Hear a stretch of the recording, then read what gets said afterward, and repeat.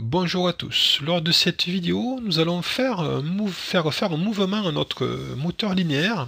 On va faire un mouvement via une consigne analogique. Donc, ce qu'on va faire, on a notre variateur qui est ici, et on va lui mettre ici, vous avez l'entrée analogique qui est là, qui est ici, là, voilà, elle est de mémoire, elle est située là. Alors sur le schéma, ça va être peut-être mieux sur le schéma. C'est l'entrée X49, voilà, AI, analog input, et on va lui mettre une tension de 0,10 volts. Donc à 10 volts, ça va aller à la course maximale que je vais lui prédéfinir, et à 0 volts, bien sûr, ça va être la course minimale. Voilà, c'est une tension analogique, on va faire varier, enfin bouger notre moteur en fonction de la consigne analogique. Donc, moi, j'ai pas d'automate là, je vais vous faire voir le mouvement, mais si vous branchez une tension 0,10 volts, ça doit fonctionner. Je vous fais voir comment on paramètre tout ça. Donc, on y va. Alors, ici, toujours pareil, c'est dans paramètres, ici, hein, dans le projet, paramètres.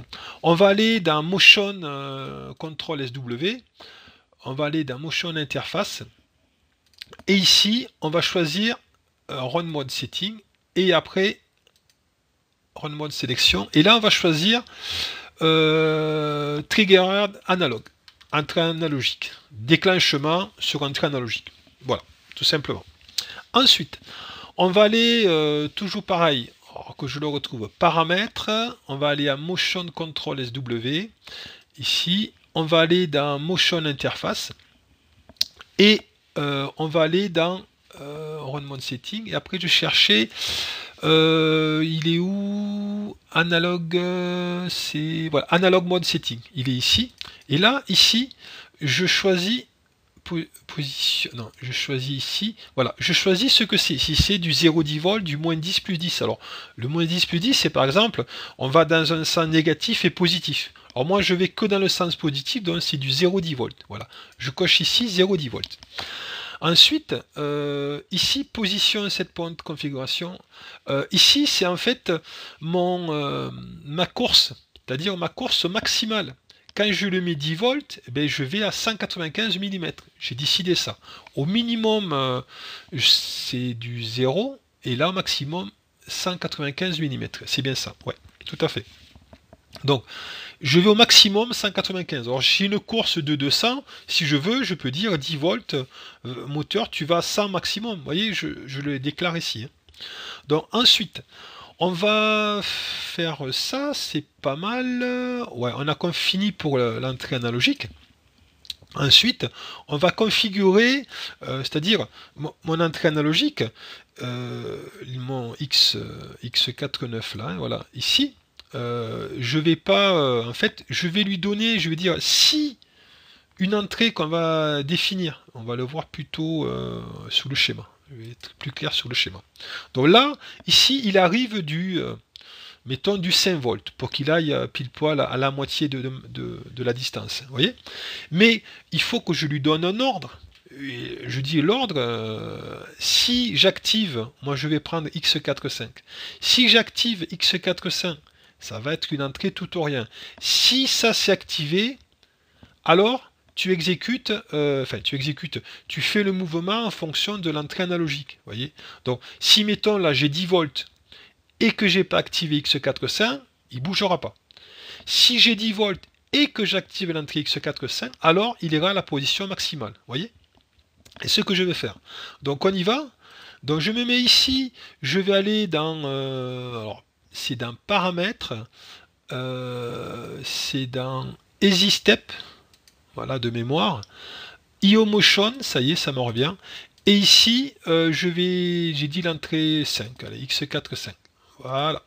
Donc, je me mets ici, et après, Rising, je choisis, bon c'est déjà fait, Go to Analog Position. Donc si j'ai X4C activé, alors C1, je vais aller à la position analogique. Voilà, ça paraît peut-être logique, il faut connaître un peu l'anglais, mais voilà. Et après, c'est un peu voir, qu'est-ce que je voulais vous faire voir d'autre.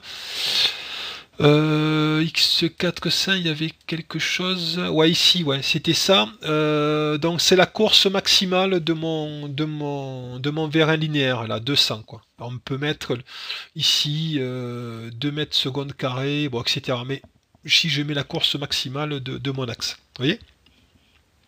Et voilà. Donc, mais c'est fini, hein. C'est déjà fini. Enfin, déjà, faut le trouver, hein. Ici, je me mets, bon, je peux le démarrer. Ici, mon, mon moteur, enfin, mon driver, voilà. Et alors, pour moi, j'ai pas de tension analogique. Enfin, j'ai pas d'automate là. Je vais vous faire voir un petit peu, mais comment voir la valeur. Voilà, ici, on peut rajouter une variable. Alors, il faut que je la trouve. La variable, c'est dans MC Overview. Voilà, il est là, MC Overview. Et là, je vais choisir X49. Voilà, ici. Voilà, je mets ça. Et ici, vous voyez, en ce moment, il y a sur mon entrée X49, j'ai 0, j'ai 0 volt, en gros, 0,01 volt, et j'ai pas de tension.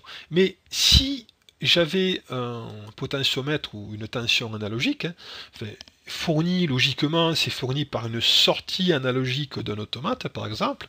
Donc, j'aurais mis ici mettons, j'aurais mis 10 volts sur mon entrée X49, j'aurais activé là et là, et mon moteur aurait avancé. Vous voyez, j'aurais mis 5 volts, il aurait avancé, enfin 10 volts, il aurait avancé au maximum.